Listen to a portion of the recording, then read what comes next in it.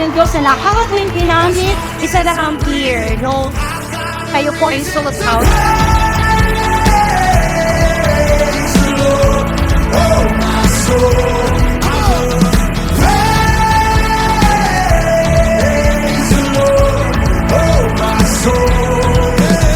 Naniniwala ako na igagrant ng Diyos sa atin para effectively tayo po ay magamit ng Diyos, and that is boldness.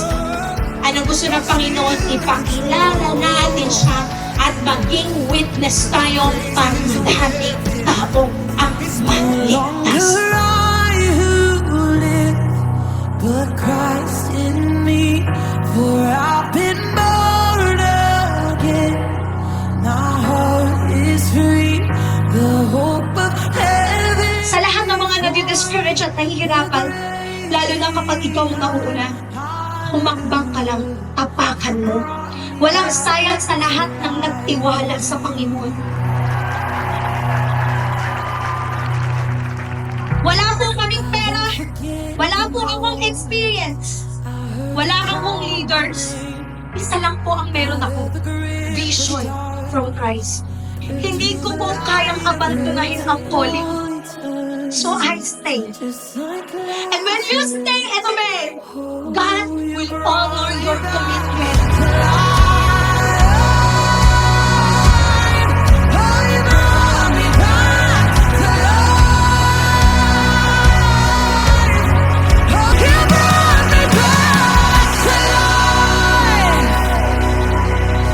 Alam mo, tinatawag ka ng Lord. Or maybe ngayon lumalakad ka na sa calling ng Lord sa buhay mo, pero natatakot ka, nabibigatan ka, you're about to give up, you're about to surrender. At feeling mo, hindi ka karapat-dapat, feeling mo unworthy ka, feeling mo hindi ka tinawag ni Lord. You know what? Huwag kang matakot.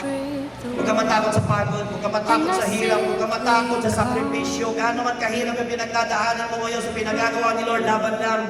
Longing just to bring something that's of worth that will bless your heart.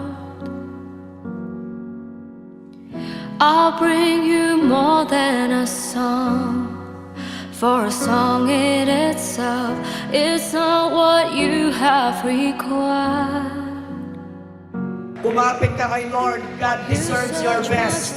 Huwag matakot sumunod, huwag matakot magsakripisyo, huwag matakot magpatalo, huwag magpapatalo sa frustration, disappointment, stress, laban, sulong, continue, don't ever give up. I'm coming back to the heart of worship, and it's all about you. It's all about you, Jesus. I'm sorry, Lord, for the thing I've made it. When it's all about you, it's all about Sumuko ako you, before at nagpatalo sa Jesus. hirap at pagod at takot ko. Hindi ko mararanasan at hindi ko makikita ang tagumpay at expansion ng kingdom ni Lord na ginagawa ninyo. Hindi mo alam kung anong gagawin ni Lord sa iyo in the near future. Kaya ako, be sought out for the Lord.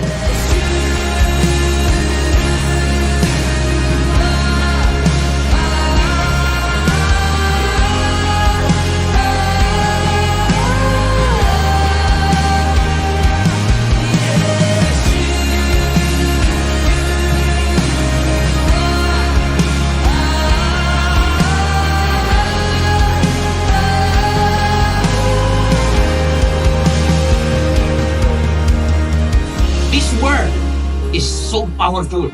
And God wants us to keep on hearing and hearing the word of God. Kasi si Satan gagamitin niya ang lahat para magbato ng mga kasinungalingan sa ating buhay.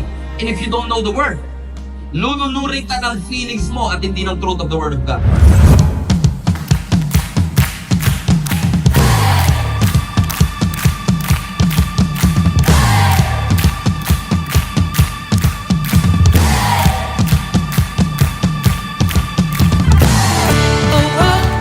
There is a cost of following Jesus, but there is a greater cost of not following Him. Obedience will cost you something, but disobedience will cost you more. The question is this: which cost are you willing to pay?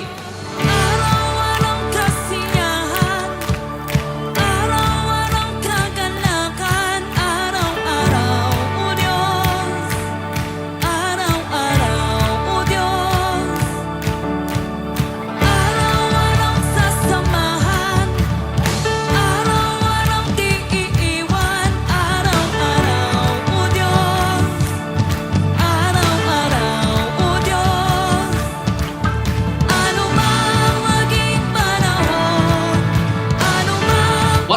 principles that my father taught me.